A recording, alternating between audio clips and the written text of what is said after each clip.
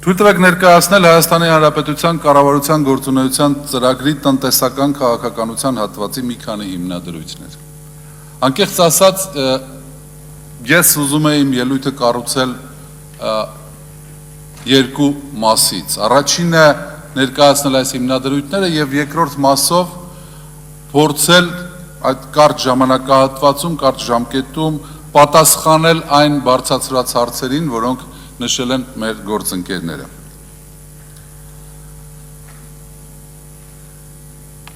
Տնտեսական քաղաքականության հիմքում դրված են երկրի սոցիալ-տնտեսական զարգացման մեր պատկերացումները եւ որոնցով փորձելու ենք ներկայանալ մեր քաղաքացուն եւ արտաքին աշխարհին։ Հայաստանը թեկուզ փոքր ներքին շուկայով այնուամենայնիվ մասն է համաշխարհային տնտեսության։ Մասն է իր ուրույն նկարագրով, արժեքներով, մեծ եւ փոքր ձեռքբերումներով, մարդկային բնական ձգտումներով եւ պահանջներով եւ ինչու՞ չէ, հաճախ բաց թողումներով եւ թերություններով։ Բայց միևնույն ժամանակ ապագայի մասին իր պատկերացումների եւ լուծումների բազմազանությամբ։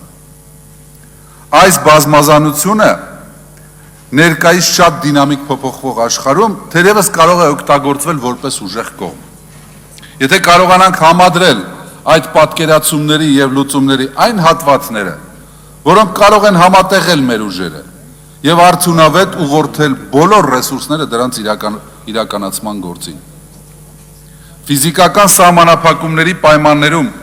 նոր գաղափարների հայտնագործումն է, որ ապահովում է շարունակական տնտեսական աճ։ Այս համատեքստում զարգացման եւ առաջընթացի շարժիչներ են հանդիսանում նոր գաղափարների ստեղծումը,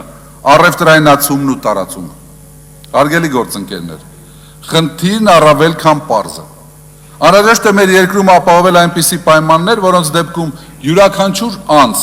ֆիզիկական թե իրավաբանական, իրավունք եւ հնարավորություն կունենա իրացնելու իր ֆիզիկական մտավոր ունակությունները եւ դրա դիմաց ստանա համարժեք նյութական, բարոյական եւ հոգեվոր փոխհատուցում։ Այս համատեքստում է դիտարկվում եւ ձևավորվում տնտեսական զարգացման քաղաքականությունը,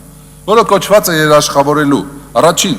տնտեսական աճի ձևավորման գործընթացում հասարակության հնարավորինս ընդլայնված մասնակցությունը, խրախուսելով ձեռներեցությունն ու նախաձեռնողականությունը, հնարավոր բոլոր միջոցներով եւ մակարդակներում։ Տնտեսության կողմից մտավոր արդյունքների նկատմամբ ընդգծված պահանջարկի ձևավորումը, գաղափարներն ինովացիայի վերածելու համար արդյունավետ միջավայրի ստեղծմամբ։ Եվ վերջինը, ստեղծված բարիքներից օգտվելու բոլորի համար հավասար ելակետային հնարավորությունների ապահովումը հավասարակշռված տարածքային եւ սոցիալական տեսանկյուններից։ Նպատակը զարգացում եւ առաջընթաց ապահովող տնտեսական աճի համար իրական նախադրյալների ստեղծումն է։ Առաջին մասը, որը ես կուզենայի անդրադառնալ, դա մասնավոր հատվածի հետ հարաբերություններն են։ Թույլ տվեք չխուսափել պարզ ճշմարտություն հնչեցնելուց, միանգամից ընդգծել այն, ինչը երբեմն անտեսվում կամ լիարժեք չի գիտակցվում մեզանում։ Պետության, հասարակության հարստացման ձևավորման միակ աղբյուրը գործարարությունն է։ Ձեռնարկատիրական գործունեության արդյունքում է, որ տնտեսությունում ստեղծում է նոր արժեք։ Այս առումով է ընդգծվում մասնավոր հատվածի հետ համագործակցությունը կառուցելու բացառապես այս ընկալման վրա։ Եվ այստեղ է, որ մենք ունենք առկա վստահության որոշակի ծավալ եւ մենք պիտի ամրապնդենք այդ ծավալը եւ ընդլայնենք, ավելացնենք, ընդ որում այս ծավալի ավելացումը պիտի լինի երկու կողմից հանդիպակաց շարժման միջոցով։ Այնպես չէ, որ գործարարները չեն վստահ, միայն գործարարները չեն վստահում պետությանը։ Նաեւ պետության կողմից կա որոշակի անվստահություն նույն գործարար աշխարհի նկատմամբ։ Սա պետք է չեզոքացնել։ Այս առումով եւ այս մասով կոնկրետ կարող եմ ասել, տարատեսակ լիցենզիաների եւ թույլտվությունների համակարգը պետք է դիտարկվի ոչ թե որպես բյուջետային մուտքեր ապահովելու միջոց, այլ միայն մարդու հասարակության անվտանգության առողջության ապահովման գործիք։ Եվ կոնկրետ կարող եմ ասել, որ տեսչական մարմինների գործառույթները պիտի կրճատվեն, տեսչական մարմինների քանակը կրճատվելու է կեսով։ Այլ հարց է դա կլինի մեկ մարմնի մեջ, թե տարբեր, միգուցե նույնիսկ ոչ պետական մարմինների, անկախ հանձնաժողովների կամ խորհուրդների տակ։ Երկրորդ մասը, այս դաշտը ընդհանրապես պետք է ընդլայնել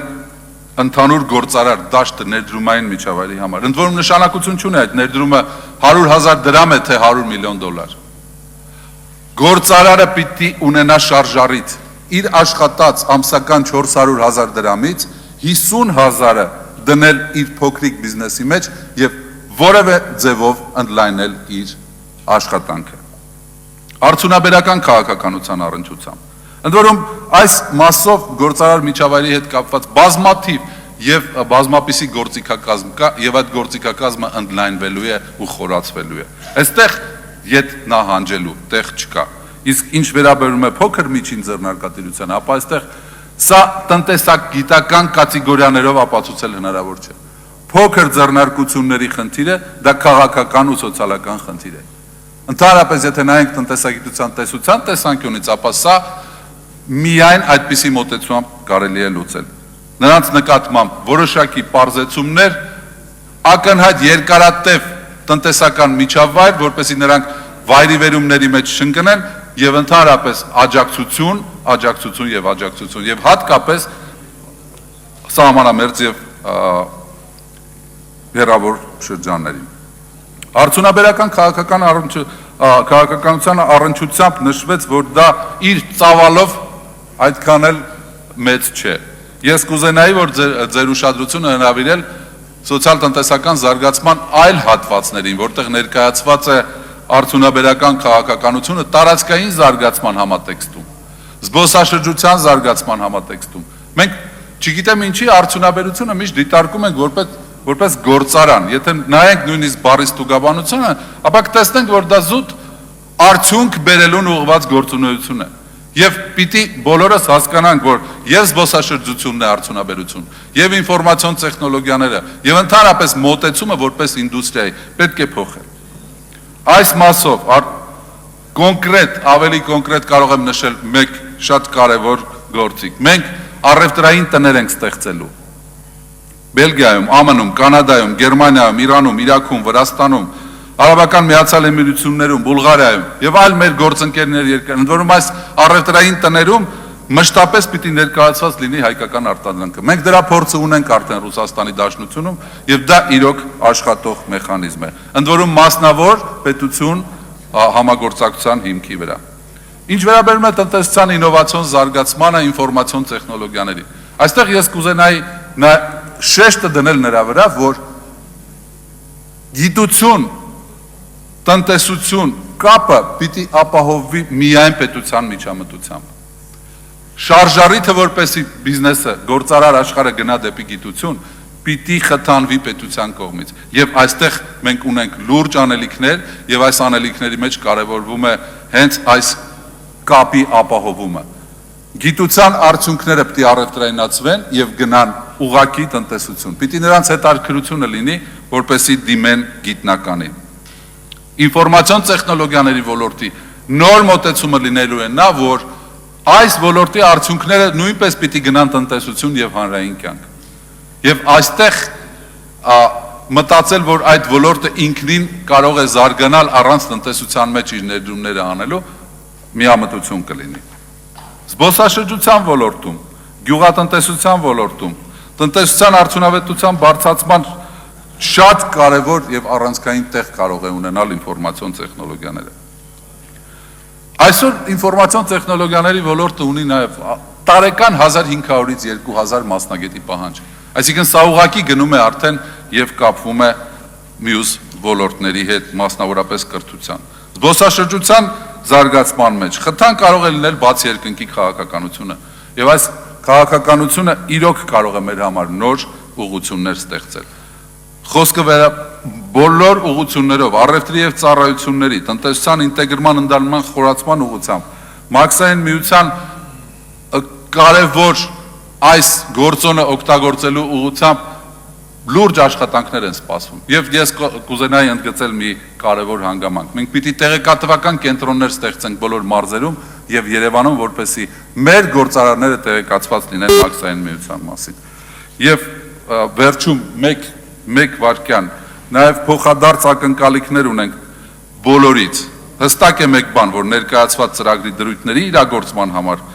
ադեկվատ ընկալում և առողջ համագործակցություն ենք ակնկալում, շնորհակալություն։